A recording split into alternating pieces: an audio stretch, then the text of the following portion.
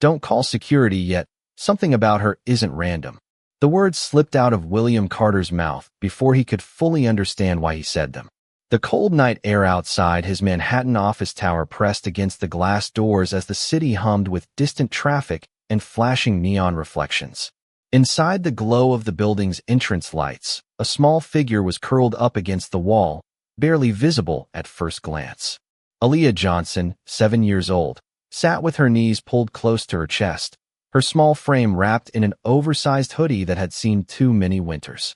Her breathing was slow, steady, like she had learned how to stay still in places where stillness meant survival. William had just finished a board meeting worth millions, his mind still locked in numbers and projections, but the sight outside his office disrupted everything like a crack forming through glass. He paused at the door, one hand still holding his leather briefcase, the other hovering near the security panel. The guard behind him shifted uncomfortably, waiting for instructions, but William didn't move. His eyes stayed fixed on the child. The girl didn't look up right away. She seemed almost afraid that movement itself might break whatever fragile safety she had found in that corner. The city lights reflected faintly in the glass behind her, wrapping her silhouette in fractured patterns of gold and blue. For a moment, William thought she might be waiting for someone, but the emptiness around her told a different story. Slowly, she lifted her head. Her eyes met his. It wasn't fear that struck him first, but something quieter, something heavier, recognition without explanation. William felt an odd tightening in his chest, like a memory brushing against a locked door in his mind. "Hey kid," he said cautiously, stepping forward just enough to make his presence known without overwhelming her. "Where are your parents?" The girl didn't answer immediately. Instead, she studied him with a calmness that didn't belong to someone her age. Then she whispered, almost too softly to hear over the distant hum of the city, "Are you Mr. Carter?" His first instinct was to correct her, to ask how she knew his name, but something in her voice stopped him. It wasn't random. It wasn't guessing. It was intentional. "Yes," he replied slowly, narrowing his eyes slightly. "That's me." The moment the words left his mouth, the air between them seemed to shift.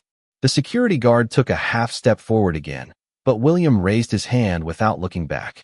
Silence settled over the entrance like a heavy curtain. Even the revolving doors behind him seemed to slow. Aaliyah stood up slowly, her small hands brushing against the wall for balance. She took one step closer but stopped at a respectful distance, as if she understood boundaries drawn by invisible lines adults never explained. William noticed details he hadn't before: the worn stitching on her sleeve, the faded mark on her wrist, the careful way she held a small object hidden in her palm. "You've been out here all night?" he asked, his voice softer now, less corporate, more human. She nodded once. No dramatic explanation. No tears. Just a simple acknowledgement, as if endurance was normal. William exhaled slowly, glancing briefly at the street, as if expecting someone to appear and claim responsibility, but no one came. "Where do you live?" he asked next.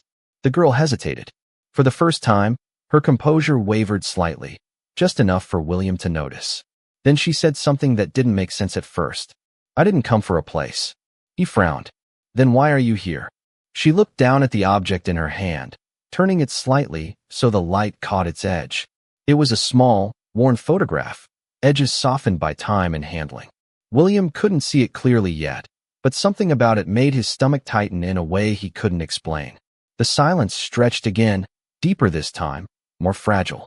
Somewhere in the distance, a car horn echoed, but it felt far away, like it belonged to another world entirely. William stepped forward just a little more, lowering himself slightly so he wasn't towering over her. "What's your name?" he asked gently. The girl finally looked directly into his eyes again. This time, her voice was clearer, steadier, almost like she had been waiting to say it for a long time. "Aaliyah," she said. The name hung in the air longer than it should have. William felt something inside him react, not logically, not professionally, but instinctively. A flicker, a disruption, a faint echo of something buried too deep to name. He repeated it quietly, almost to himself. "Aaliyah." The world around them didn't change, but something within him did. And in that suspended moment, before questions could form and answers could be forced into place, the girl took one small step closer, and said something that would break the silence in a way nothing else ever had. My mom said, "You would remember me." William Carter did not answer immediately. The name she had just spoken seemed to hang in the air longer than sound should be able to last, like it had found a place inside the quiet space between his thoughts and refused to leave. He studied her face again, slower this time, as if attention alone could explain what logic could not. The security guard behind him shifted uncomfortably, but William raised a single hand again without looking back. "Your mother said I would remember you?" he repeated carefully, not as a correction, but as an attempt to understand. Aaliyah nodded once, holding the worn photograph closer to her chest now. The edges of it were frayed, folded so many times that the image had begun to soften into memory rather than paper. William's gaze dropped to it instinctively, and when she finally tilted it upward, his breath caught for a fraction of a second that he could not explain. It was a photograph of a woman, not familiar in a direct way, but familiar in a way that felt like a distant hallway in his mind, a place he had once walked but had not visited in years. The city behind them continued its motion, taxis passing, lights shifting, people unaware that something invisible had just shifted between two strangers on a sidewalk. William's voice lowered. "Where did you get this?" he asked. Aaliyah did not answer right away. Instead, she adjusted her grip on the photo, as if the question itself carried weight. Then she said, "She gave it to me before she went to sleep." William's expression tightened. Slightly. "Went to sleep," he repeated. The phrasing did not land correctly, and he felt that immediately. Aaliyah nodded again, her eyes steady but not cold. "She told me to find you if anything ever happened to her. She said you would know what to do." For a moment, William felt a strange pull in his chest, something between discomfort and recognition, like a file in his memory had been opened but not fully decrypted. He had spent years building systems that never failed, companies that responded instantly to logic, markets that obeyed patterns. Yet nothing in his experience accounted for this moment. A child standing in front of his office, speaking about him as if he had already been part of her life long before this night.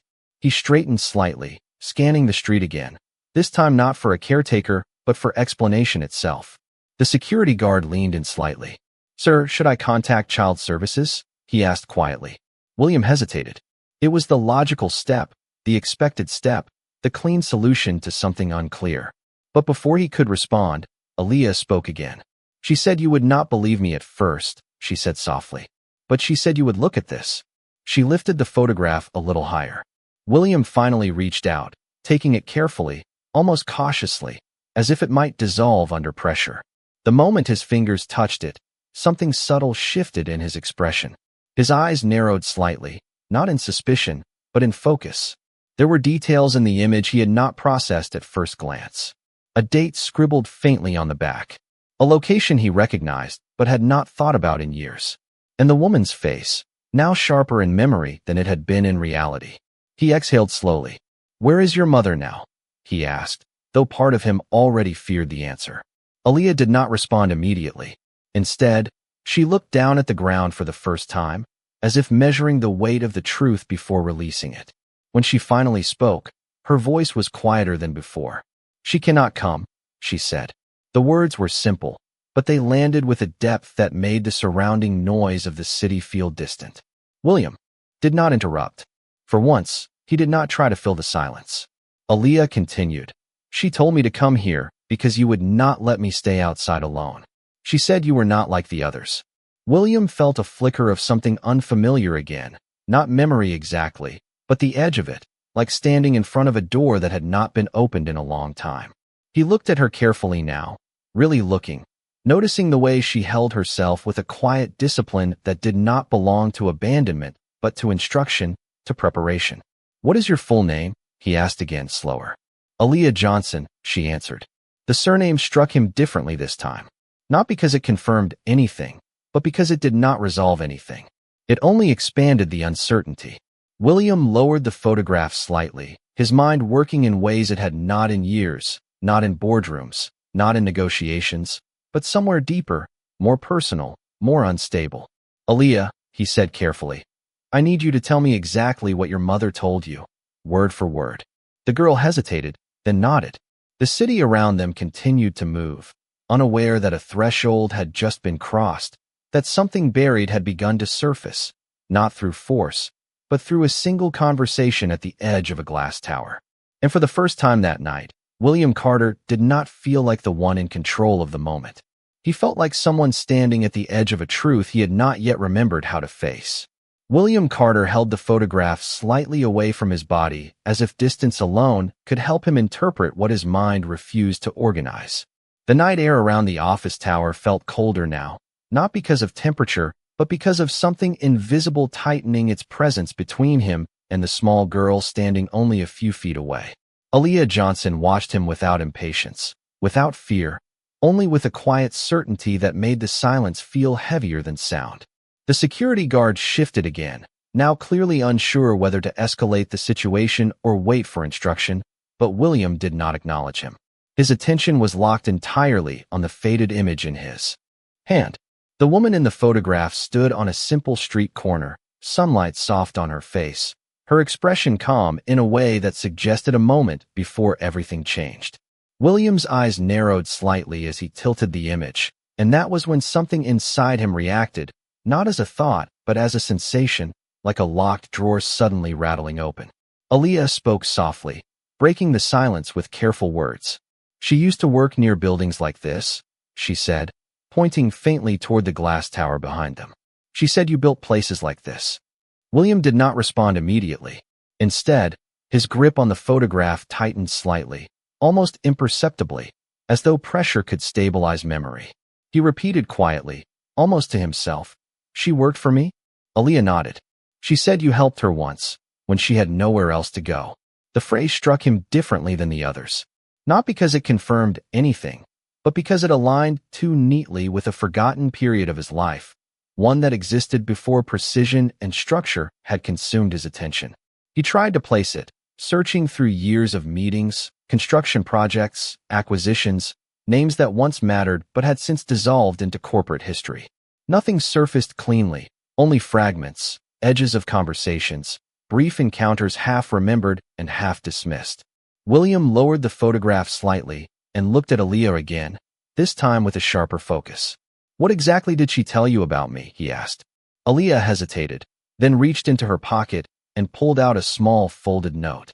The paper was worn, creased repeatedly as if it had been opened and closed countless times.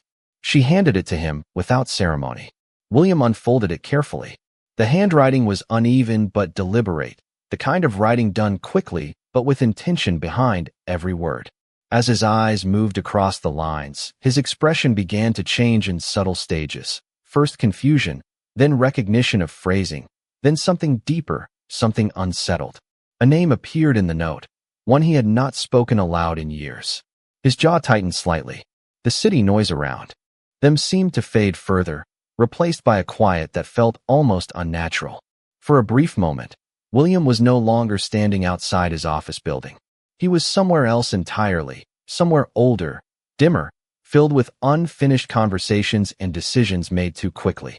A flicker of memory surfaced without warning. A hallway with fluorescent lighting, a voice speaking his name, a woman standing near a desk holding documents close to her chest, as if protecting something fragile. The image was incomplete, unstable, but emotionally precise enough to make him pause. He blinked once, slowly, as if trying to reset his perception. Aaliyah watched him carefully now, noticing the shift in his stillness. "She said you would remember when you saw it," she said. William exhaled through his nose, a controlled breath that did little to steady the tension building beneath his composure. "This does not make sense," he said quietly, though the words sounded less like denial and more like an attempt to anchor himself. The security guard stepped forward again, more firmly this time. "Sir, I really need to ask if we should contact your legal team or child services. This situation is becoming." He stopped when William finally raised his hand, not aggressively, but with enough authority to halt the sentence. William did not take his eyes off the note. "Not yet," he said. The guard hesitated, then stepped back again. Aaliyah shifted her weight slightly, but did not move away. She seemed to understand that something important was happening, even if she could not define it. William looked at her once more, and for the first time, his expression softened, not into certainty, but into something closer to vulnerability. Your mother's name, he said carefully. Tell me her full name. Aaliyah answered immediately. The name landed in the air between them like a key turning in an unseen lock. William closed his eyes briefly, not in exhaustion, but in reaction, as if the sound itself had disrupted something long sealed. When he opened them again, the photograph in his hand no longer felt like an object, but like evidence of a life he had not fully acknowledged. He looked down at it. Once more, and this time the memory did not resist as strongly. It came forward in fragments, not complete, but undeniable. A conversation he had chosen to postpone, a promise made in passing, a moment of hesitation that had carried consequences far beyond what he had ever tracked in spreadsheets or reports. He lowered the photograph slightly and looked at Aaliyah again, his voice quieter than before. Stay here, he said, not as an order, but as something closer to uncertainty trying to become responsibility. And for the first time since stepping outside his office, William Carter was no longer trying to understand a situation happening in front of him. He was beginning to realize that the situation had already begun long before he ever saw the child sitting at his door. William Carter stood still for a moment longer than felt natural, the folded note still in his hand, as if releasing it would confirm something he was not ready to accept. The city continued its rhythm around them, headlights passing in smooth lines, distant sirens fading into the background, yet everything near the glass entrance of his office felt suspended, as though time itself had slowed to observe the exchange. Aaliyah Johnson remained where she was, her small hands now resting at her sides, her gaze steady but quiet, as if she had already delivered what she came to deliver and now simply waited for the consequence. William finally lowered his hand with the note and turned slightly toward the security guard, his voice calm but sharper than before. Clear the entrance, he said. The guard hesitated for a fraction of a second, then stepped back, gesturing subtly for space to be given. William did not look at him again. His attention returned immediately to Aaliyah. Who else knows you are here? He asked. Aaliyah shook her head once. No one, she said softly. I came alone. That answer should have brought relief, but instead it deepened the tension in William's expression. He glanced briefly toward the street, scanning instinctively for anything that did not belong, for movement that suggested explanation or interference. There was none, only the ordinary flow of a late city night. Yet, nothing about this felt ordinary. He looked back at her. You should not have been out here by yourself, he said, not as criticism, but as something closer to realization. Aaliyah did not respond to that. Instead, she shifted her weight slightly, her eyes flicking toward the glass doors behind him, where the bright interior of the building contrasted sharply with the cold outside. She said you would not let me stay outside, she repeated quietly. The repetition of that phrase landed differently this time. William felt it again, that subtle pressure in his memory, the sense that something had been placed there long ago and carefully covered. He exhaled slowly, then made a decision that seemed to form before he consciously agreed to it. Come inside, he said. The security guard immediately straightened. Sir, protocol requires clearance for minors entering after hours without proper documentation. William turned his head slightly, just enough for the guard to stop speaking mid-sentence. I understand protocol, he said evenly, but she is coming in. There was no raised voice, no anger, only certainty. The guard stepped aside. The glass door slid open with a soft mechanical sound, and warm light spilled out into the night air. Aaliyah hesitated for only a moment before stepping forward. Her small shoes touched the polished floor of the lobby, and the contrast between the cold sidewalk and the controlled brightness of the interior seemed to make her appear even smaller. William followed her inside, the doors closing behind them with a muted finality. For a brief moment, neither of them spoke. The lobby was quiet except for the faint hum of air systems and the distant movement of elevators. William guided her slightly to the side, away from the main flow of the entrance. You are safe here, he said, though the words sounded less like reassurance and more like something he was still confirming to himself. Aaliyah looked up at him. She said you would say that too, she replied. William paused. Your mother said that? He asked. Aaliyah nodded. She said you would not understand everything at first, but you would not ignore me. The words carried a weight that was difficult to place. William looked at the folded note again, still in his hand, then back at her. I need you to tell me exactly what she told you about me, he said carefully. Aaliyah took a small breath, as if preparing herself, then began speaking. Her voice was steady, but each sentence seemed to add another layer to the silence around them. As she spoke, William's attention shifted subtly between her words and fragments of memory that refused to stay buried. Names, locations, brief encounters that once seemed insignificant now aligned into a pattern he had never seen before. Behind them, the elevator dinged softly, but neither of them reacted. The lobby remained still, suspended between the present and something unresolved from the past.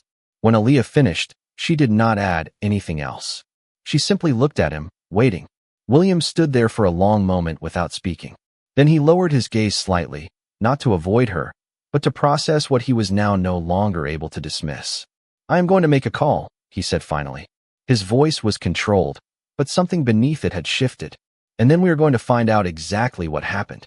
Aaliyah nodded once, as if she had been expecting that answer all along. And in that moment, standing inside the glass walls of a building built to control certainty, William Carter realized that certainty was no longer something he could rely on. The elevator doors closed with a soft chime, sealing William Carter and Aaliyah Johnson inside a space that felt smaller than it should have.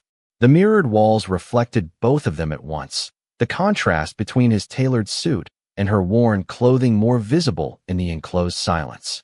William stood slightly forward, his posture rigid, one hand still holding the folded note, while the other rested near the elevator control panel, without pressing anything yet. Aaliyah stood a few feet behind him, not touching anything, her gaze lowered but not fearful. The elevator began to rise, smooth and quiet, carrying them upward through the glass tower that William had built over years of negotiations, decisions, and calculated risks. Yet at that moment, none of that structure felt stable. William finally pressed the button for the top floor, then hesitated before speaking. "We are going to my office," he said calmly, more to define direction than to inform her. Aaliyah nodded slightly, as if she already understood. The silence returned, but it was no longer empty. It was filled with questions neither of them had answered yet. As the elevator ascended, William's reflection in the mirror shifted subtly with each passing floor, as if the version of him that existed outside this moment was becoming harder to access. He glanced at Aaliyah through the reflection rather than directly. "You said your mother prepared you to come here," he said. Aaliyah looked up slightly. "She said you would ask questions first," she replied. William exhaled slowly, almost imperceptibly. "And what else did she say?" he asked. Aaliyah hesitated, then stepped forward just enough to be seen clearly in the mirror. "She said you would not believe it at first," she said, "but you would look for the truth anyway." The words struck him with uncomfortable accuracy. William turned his head slightly toward her now. "That depends on what the truth is," he said. The elevator slowed, then stopped with a soft mechanical tone. The doors opened into a high-floor corridor lined with glass and muted lighting. His office was just ahead, large windows overlooking the entire city skyline. He walked out first, and Aaliyah followed without being asked. Inside the office, the space was quiet, clean, controlled, every surface designed to reflect order. William placed the folded note on his desk carefully, then set the photograph beside it. Aaliyah stood near the entrance, not moving further in until he gestured slightly for her to do so. "Sit," he said, pointing toward a chair across from his desk. She obeyed immediately, climbing into it carefully, her feet not reaching the floor. William remained standing for a moment, looking at both the photograph and the note as if they were pieces of a puzzle that refused to align properly. Then he finally sat down across from her. The silence between them stretched again, but this time it felt more intentional. William leaned forward. Slightly. "I am going to ask you very direct questions," he said, "and I need you to answer them exactly as you remember." Aaliyah nodded once. William studied her for a moment, then began. "When did your mother give you that photograph?" Aaliyah looked down briefly, thinking. "Last winter," she said, "before she stopped coming home every night." William did not react outwardly, but something in his expression tightened slightly. "And she told you to find me now," he said. "Why now?" Aaliyah looked up again. "She said there would be a time when you would be alone enough to listen," she replied. The answer unsettled him more than he expected. He leaned back slightly, his eyes shifting toward the city outside the window. The skyline was unchanged, distant lights moving with the same rhythm as always, yet everything inside the room felt unstable. William turned back to her. "Did she tell you anything about me personally?" he asked. Aaliyah nodded. "She said you used to know her name before you became someone important." The phrase landed differently than the others. William paused, his fingers briefly pressing against the edge of his desk. A memory surfaced again, sharper this time, not fully formed but harder to dismiss. A conversation in a quieter version of his life, before everything became structured into schedules and acquisitions. A decision not made, a conversation left unfinished. He closed his eyes for a brief second, then reopened them. "What is her full name?" he asked. Aaliyah answered immediately. The name settled into the room like something that had been waiting to be spoken for a long time. William did not respond right away. Instead, he slowly reached for the photograph again, holding it closer this time. The details were no longer distant. They were specific, real, connected. He looked at Aaliyah once more, and this time his voice was quieter. "Stay here," he said again, but now it carried less instruction and more intention. He stood up slowly and walked toward the glass wall, looking out over the city as if searching for something that could not be seen from above. Behind him, Aaliyah remained seated, watching without speaking. And in that silence, something long buried within William Carter finally began to shift toward recognition.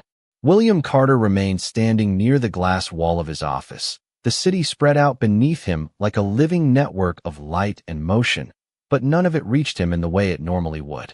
The photograph rested on his desk behind him, and the folded note remained untouched beside it. Yet both objects felt heavier than their physical weight could explain. Aaliyah Johnson sat quietly in the large chair across from his desk, her small hands resting on her lap, her posture still and patient, as if waiting had become familiar to her long before this moment. William finally turned away from the window and walked back toward his desk. He did not sit immediately. Instead, he placed both hands on the surface, steadying himself in a way that was subtle but noticeable. "I am going to make a call," he said, more to establish structure than to inform her. Aaliyah nodded once, watching him carefully. William picked up his phone and paused for a brief second before dialing a number from memory rather than contact list. The line rang once, then twice, before a voice answered on the other end. "This is William Carter," he said calmly. "I need everything you can find related to a name." He stated the name clearly, slowly, as if precision alone could unlock clarity. There was a short pause on the other end, followed by acknowledgement. William ended the call and set the phone down, then finally sat in his chair opposite Aaliyah. For a moment, neither of them spoke. The office felt different now, not because anything visible had changed, but because something unresolved had been officially activated. William looked at her again.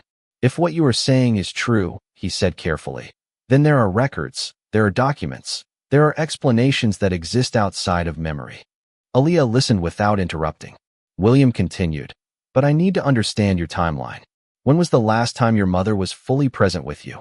Aaliyah looked down briefly, thinking in a way that felt more emotional than analytical. "Before winter ended," she said softly.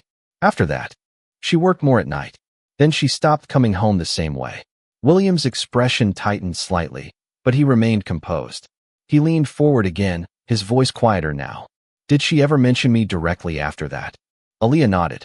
"She said you might think you forgot her, but you did not forget everything." The words created another subtle shift in William's expression. He looked down at the desk again, then at the photograph, then at the note. Each object felt like part of a system he had not yet assembled. He exhaled slowly. "Why did she send you alone?" he asked, though the question sounded less like doubt and more like an attempt to understand responsibility. Aaliyah answered without hesitation. "She said I would not be alone if I found you," she said. The simplicity of the statement carried more weight than any explanation so far. William leaned back in his chair, staring at her in silence for several seconds. The office lights reflected faintly in the glass walls, and for a brief moment, the city outside seemed irrelevant. He spoke again, slower this time. "Aaliyah, I need you to tell me something very clearly," he said. "Did your mother ever say why she believed I would take care of you?" Aaliyah nodded. "She said you once made a promise you did not think mattered anymore." The sentence landed with precision. William did not respond immediately. Instead, he looked down at his hands, then slowly closed them as if trying to contain a reaction that was not yet fully formed. His mind searched through years of negotiations, meetings, and personal decisions, but nothing immediately surfaced with certainty. Yet something beneath that structure shifted, something less organized and more emotional, like a pressure behind memory rather than memory itself. He stood up again and walked slowly toward the window. The city below continued its normal rhythm, unaware of the conversation taking place above it. Behind him, Aaliyah remained seated, watching quietly. William spoke without turning around. "If there is truth in what you are saying," he said, "then I will find it.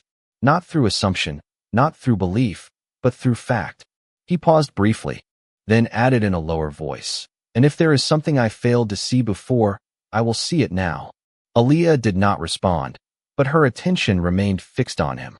For the first time since she arrived, the silence between them did not feel like uncertainty. It felt like transition. William turned back slowly, his expression no longer only analytical, but something closer to unresolved recognition. He looked at the photograph again, then at Aaliyah, and finally said, "Stay here. No one is removing you from this building tonight." And in that moment, the distance between what was known and what was hidden began to narrow in a way neither of them could reverse. The night inside William Carter's office had grown quieter, not because the city outside had slowed, but because everything within the room seemed to have narrowed into a single line of focus. Aaliyah Johnson remained seated in the same chair, her small frame still and composed, while William stood near the window again, one hand resting lightly against the edge of the glass, as if grounding himself through contact with something solid. The call he had made earlier had already set things in motion, and now the waiting felt different, no longer passive but charged with expectation. William turned slightly toward the room, his voice measured. "They will begin the search immediately," he said. Aaliyah nodded once, absorbing the words without visible reaction, though her eyes remained attentive. William walked back toward his desk and stopped beside it, looking at the photograph again. The woman's face seemed less like an image now and more like a point of entry into something he had not accessed in years. He exhaled slowly, then spoke without looking up. "There is something you need to understand," he said. Aaliyah did not interrupt. William continued, "If there is a connection between what you are saying and my past, it will not be found in emotion or assumption. It will be found in documentation, in records, in verifiable truth." Aaliyah listened quietly, but there was no uncertainty in her expression. "She said you would talk like that," she replied softly. The statement caused William to pause for a fraction of a second. He looked at her more directly now. "What else did she say about me?" he asked. Aaliyah shifted slightly in the chair, as if recalling something carefully stored. "She said you built your life around things you can measure," she said. "But there are things you stopped measuring a long time ago." The words settled into the room with unusual precision. William did not respond immediately. Instead, he walked slowly back to his desk and sat down, placing both hands flat on the surface. The silence that followed was not empty. It was layered, as if multiple conversations from different points in time were overlapping without sound. Minutes passed. The city outside the windows continued its steady motion, lights shifting across buildings like signals from another world. Then the office phone on William's desk rang. He answered immediately. "Speak," he said. A voice on the other end responded with professional urgency. "We found preliminary records linked to the name you provided. There are restricted files involved. Some of them require direct authorization." William's expression tightened slightly. "Unlock what you can," he said. "Send everything else to my secure terminal." He ended the call and placed the phone down carefully. Aaliyah watched him without speaking. William leaned back slightly in his chair, his gaze fixed on the middle distance. "There are gaps," he said quietly, more to himself than to her. "Gaps that should not exist if what you told me is incorrect." Aaliyah responded softly. "She said you would find gaps first." William looked at her again. The repetition of that idea, that pattern of anticipation, was beginning to unsettle something deeper than his analytical mind. He stood up again and walked toward the side of the office where a secondary monitor system was embedded into the wall. He activated it, and within seconds, data began to populate the screen. Names, dates, partial records, fragmented references. William studied them silently, his expression becoming increasingly focused. Aaliyah remained seated, watching the shifting light from the screen reflect across the room. After several moments, William spoke again. There is a record of employment, he said slowly. Temporary. Internal project involvement. Then it stops. He paused. It stops abruptly. Aaliyah's voice broke the silence. That is when she stopped talking about it, she said. William turned his head slightly toward her. About me, he asked. Aaliyah nodded. She said you were still deciding what kind of person you were going to be. The sentence lingered longer than expected. William stepped back from the screen, turning fully toward her now. For the first time since the beginning of the night, his composure shifted into something more exposed. Not confusion, but recognition struggling to form without permission. He lowered his voice. Aaliyah, he said carefully, if what you are telling me is true, then there are consequences to this truth that extend beyond this room. She looked at him steadily. She already told me that too, she said. William studied her for a long moment. Then he slowly returned to his desk and sat down again. The office felt different now, not because anything had changed physically, but because certainty itself had been replaced with something more fragile. He looked at the photograph once more, then at the screen, then at Aaliyah. And for the first time, William Carter stopped searching for control and began searching only for what was real. The office remained unusually still, as if the entire building had adjusted its rhythm to match the uncertainty unfolding on its highest floor. William Carter stood beside the illuminated wall screen, the data still scrolling in fragmented lines, incomplete records appearing and disappearing as systems continued to retrieve what was buried beneath restricted archives. Aaliyah Johnson remained seated across the room, her hands now folded loosely in her lap, her gaze moving between William and the shifting information on the screen without anxiety or distraction. William finally stepped away from the display, returning to his desk slowly. He placed both hands on the surface, then lowered himself into the chair, his movements controlled but no longer as firm as before. The structure of certainty he had built through years of business decisions felt increasingly less reliable the longer he remained in the same room as the child. He looked at her for a moment before speaking. There are inconsistencies, he said quietly. Records that should not be incomplete if everything was as it was originally documented. Aaliyah nodded slightly, as if she already understood the concept without needing explanation. She said there would be missing parts, she replied. William studied her carefully. Your mother predicted gaps in official records? He asked. Aaliyah nodded again. She said the truth was not erased, she said, just separated. The phrasing made William pause. He leaned back slightly in his chair, his eyes shifting toward the darkened window behind him where the city lights reflected faintly across the glass. For a brief moment, the office felt less like a workspace and more like a containment space for something unresolved. William turned back toward the screen, then reached forward and enlarged one of the recovered files. A partial employment entry appeared, referencing a temporary internal contract associated with a project division that no longer existed under its original name. He studied it in silence, his eyes narrowing slightly as he traced the timeline. This overlaps with a period I personally oversaw restructuring, he said slowly, almost to himself. Aaliyah spoke softly from across the room. She said you would remember the building before it became what it is now. William looked up at her again. What building? He asked. Aaliyah hesitated, then answered. The one where she first met you. The words landed with unexpected weight. William turned away from the screen and stood again, walking slowly toward the window. Outside, the city continued its uninterrupted motion, but inside the room something had begun to destabilize. He placed one hand against the glass, not pressing, just resting, as if grounding himself through contact with something physical. I have no verified record of any personal interaction matching what you are describing, he said, though his tone no longer carried full certainty. Aaliyah responded without hesitation. She said you would say that too. William closed his eyes briefly. When he opened them, he turned back toward her. Then why are you here now? He asked, not as a challenge, but as the remaining question he had not yet been able to resolve. Aaliyah's voice remained steady. Because she said this was the time when you would finally look at what you avoided before. The silence that followed was heavier than before. William walked back to his desk and sat down again, this time slower, as if the weight of the conversation had begun to affect his physical movement. He looked at the screen once more, then minimized the open files. The room dimmed slightly as the display changed. For a long moment, he said nothing. Then he spoke in a lower voice.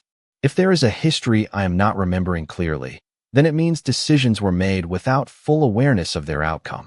He paused. That is not acceptable to me. Aaliyah watched him carefully, then replied. She said you would not accept it at first. William looked at her again. The repetition of that idea, that someone had anticipated not only events but his reactions to them, created a tension in his expression that had not been there before. He leaned forward slightly. Aaliyah, he said carefully, I need you to tell me everything she instructed you to remember, in exact order. Aaliyah nodded once. The office remained quiet except for the faint hum of systems processing data in the background.